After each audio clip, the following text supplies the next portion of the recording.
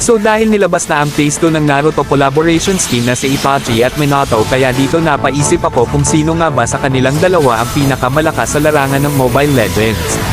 Kaya dito nakipag 1v1 ako dito sa aking kaibigan na si Rai Gaming para samahan akong gawin ang content na ta.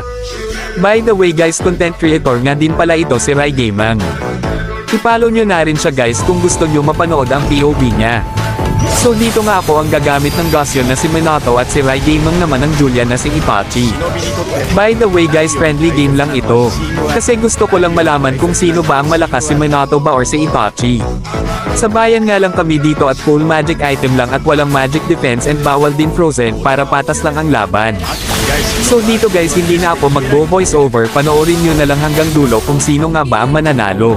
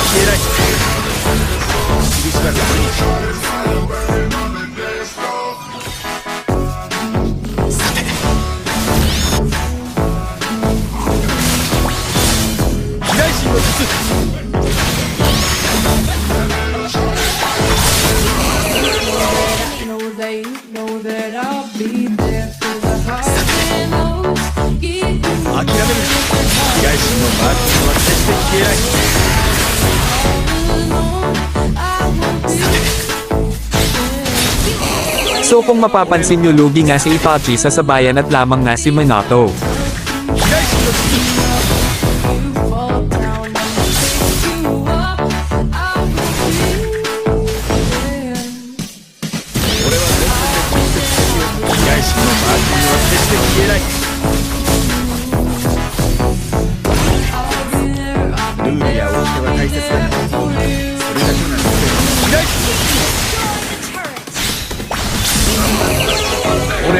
So dito guys, ito na nga ang last flash namin. Ako nga ang talo dito dahil sobrang tagal na ng game at natapos na ng minions ang tower ko. Guys,